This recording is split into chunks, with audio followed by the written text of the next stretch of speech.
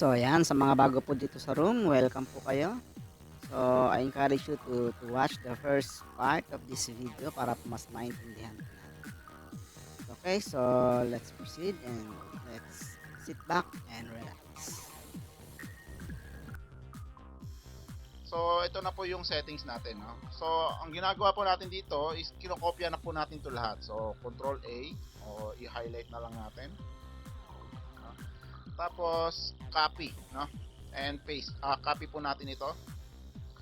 Tapos, pag na-copy na po natin 'yan, dito ko po 'yan pinipaste dito sa configuration bits. So, tanggalin ko muna po laman nitong lahat. Tapos, ipi-paste ko po itong kinopya ko po dito sa configuration bits natin. Ayan. So sa mga ibang microcontroller, so required po tayong mag-set ng oscillator, no? Dahil hindi kagaya kasi nitong PIC32 may sarili na tong oscillator. So may mga ibang microcontroller kasi kailangan mo mag-set ng config ng oscillator, crystal oscillator mo kung gagamit ka ng external crystal oscillator. Kagaya po sa sa Arduino. Kung mapapansin niyo si Arduino, meron siyang sariling crystal oscillator na 16 MHz. So, kung gagawa kayo ng katulad kay Arduino na pero PIC microcontroller yung gamit nyo, so kailangan nyo i-declare, no? Yung inyo pong crystal oscillator po dito. So, yan po. So, ang pagde-declare lang naman yan, kailangan nyo lang naman pong i-set, no? So, sabihin nyo lang dyan is define, tapos underscore extal or crystal oscillator underscore frequency, no? Or FREQ.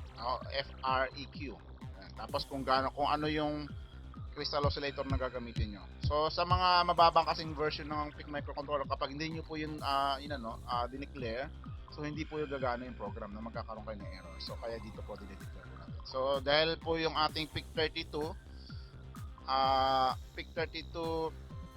MX795 F512H ay hindi na natin kailangan kasi meron na siyang sarili, no?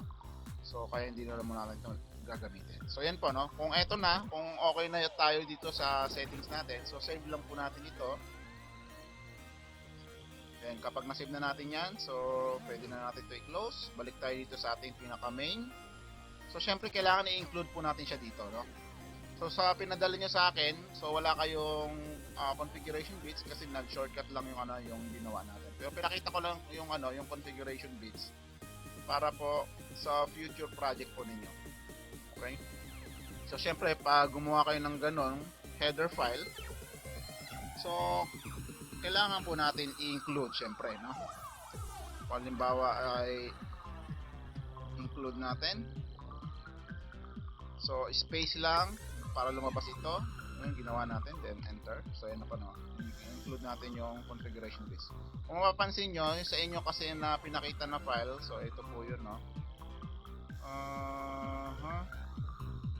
Hanapin ko lang yung file po na pinadala sa amin.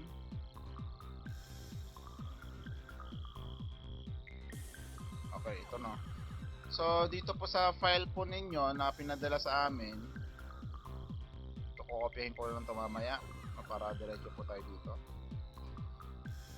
Ito po, no? So tayo, no? Include XCH na lang agad tayo, no? Kasi wala naman tayong kailangan pa i-declare po dito, no? So kukopyahin ko na lang po yan mamaya.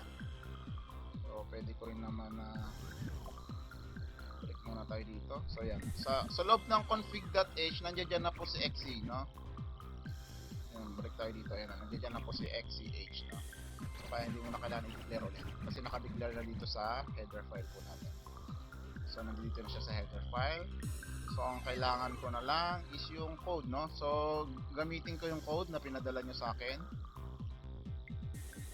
pinadala nyo po sa amin. Wait natin. Okay, copy, tapos paste ko lang po dito. So burahin ko muna ito. So paste ko na po dito yung code na pinadala po ninyo. So ito na po yan. Okay, so sa mga ibang gumagawa po o gumagamit po nitong PIC32, so ginagawa nila is ano no, by bit rin yung pagdi-declare dito kasi sa inyo no, inisang declarean yun na. So pwede naman tayo mag-declare din po ng ano ng trace B bits, no, kung halimbawa may specific bit lang kayo na gustong gawing input or output, no. So pwede rin naman po yung ganito. So okay. So after po nito, so check natin no, yan. So, tayo naka main ngayon. So after po niya, syempre kailangan natin siyang i-build. Yan. So build natin.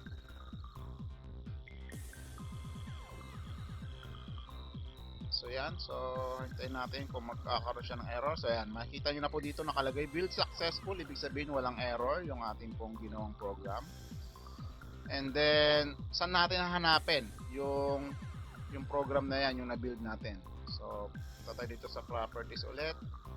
Check po natin, so nasa documents ko sa PIC project, nandun po ang pangalan po is PIC32 example, yun yung pangalan ng aking file. So hanapin ko na po yan sa aking documents. Gawa na lang ako ng bukas na lang ako panibagong window, documents, tapos sa aking PIC project PIC32 example, ito na po siya no. Okay, so makikita nyo naman dito sa taas yung pangalan. So kung mapapansin nyo dito sa ating folder ng dist default production, so ang meron lang tayo dito is hex file kaka elf. Si yung ating online kasi hindi niya supported yung .elf file, no? Ang supported niya is hex file lang kaka .lst file. Okay? So, hindi niya supported for the higher version for PIC32. Okay, so kung mapapansin nyo, wala tayong na-generate na .lst file. So hindi kagaya dito sa pinadala nyo sa amin, no? Meron na siyang sariling LST file, no? So yan. So ang kulang lang dito po sa inyo is yung inyong hexadecimal file dahil yun ang kailangan. Okay, so paano ako mag-generate ng file? So ng LST file. So meron po yang bibigay ko sa inyo kung hindi nyo po kabisado yung paggawa ng LST file. Nakuha ko lang din po yan dito sa MP Lab mismo, no? Nabura ko na yung ano niya na open ko. Okay, so punta na lang po kayo doon sa bibigay ko na lang po sa inyo yung file, no? Okay, balik tayo dito sa aking MP Lab. Dito kasi, dito sa under file, tapos yung kanyang properties. Dito sa building, so dito, no? Ito yung dito tayo maglalagay, no? Execute this line para mag-create tayo ng list file or LST file, no? Or list file. So kopyahin ko lang yung yung nauna ko dito. Pero magpapadala ako sa inyo. Hanapin ko lang yung aking ginawa. Ito, yung additional settings. Bigay ko na lang po ito sa inyo. Papadala ko na rin po kasama nitong video. So copy lang natin ito. Copy.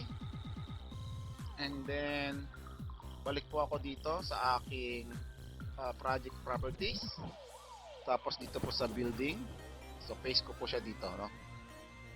Tapos kailangan ma-check nyo po itong execute this line after build. So yan, mapapansin nyo dito na mag-generate siya ng list.lst. Yan po, or depende kung anong gusto nyo file name, no? Then okay lang natin ito, and then let's build it again. So yan. So build successful again. So mapapansin nyo dito, meron tayong user defined post build step, no? Ito na. So nakapag-generate na tayo ng LST file. No? So kung wala tayong error, no? Kasi single o isang word lang yung ating title. Hindi kagaya dito yung ginawa ko, nag-try ako ng kaya nito, no? Ito. Na meron siyang pagitan, no? Nagkaroon ako ng underscore doon sa pinaka file name, naging underscore yung mga spaces, no? So nagkakaroon siya ng error dito sa pag-generate ng LST file. So dapat one word lang, huwag na kayo maglagay po ng spaces. Okay, so okay na. So balik po tayo doon sa ating directory na ito na pinakita. So pick project again, and PIC32 example. na po yan. So, ayan, makikita nyo po dito nagkaroon na tayo ng LSD file. So, kanina wala pa po ito. So, ang kailangan lang natin is, syempre, yung hexadecimal file, tsaka yung LSD file. So, copyhin na lang natin ito. Tapos, ilabas po natin na lang dito. Tapos, i-highlight po ninyo itong dalawa. Yan po, yung dalawa na yan, no? Yan dalawa na lang ngayon kailangan natin. Tapos, i-gawin natin siyang zip file, no? So, zip file kasi yung required. Okay? So, yan. So, meron na tayong zip file. So, yan lang po yung requirements natin. Okay, so, upload na natin po dito. Double click. Tapos, MCU code. And browse. So, ayan. Balik tayo ng documents para mas sure. Pick project. Tapos, pick 32 example. So, ito na yun. So, ito na yung ginawa po natin. Open. Tapos, upload. So, yan. Okay na. So, kung okay na natin ito. So, pwede na po natin siya i-simulate. So, okay. So, yan na. Yan na po yung, yung result po ng code po natin. So, yun po. So, meron pa po dito additional settings dito sa Tina. So, minsan kasi ang pinaka default po nito is naka 1 milli, no? 1 milliseconds is to 1 seconds. Yun yung nangyayari. Kaya medyo matagal yung simulation kung minsan may mga ganong part, no? So, ang ginagawa ko lang dito is 1:1. So, ganyan lang po, no? Gagawin, isa-settings ko yung 1:1. Para same yung time po same yung frequency po, no, dun sa actual. So yun lang po. So ito po yung yung sa pag-upload po ninyo ng program dito sa PIC Microcontroller. Okay? So again, thank you very much. This is Leandro Castillo from Hightech Power. Na-enjoy mo ba ang tutorial na ito? Please subscribe. Huwag mo na rin kalilimutan na i-hit ang bell button para updated ka sa mga latest video. Thank you and God bless.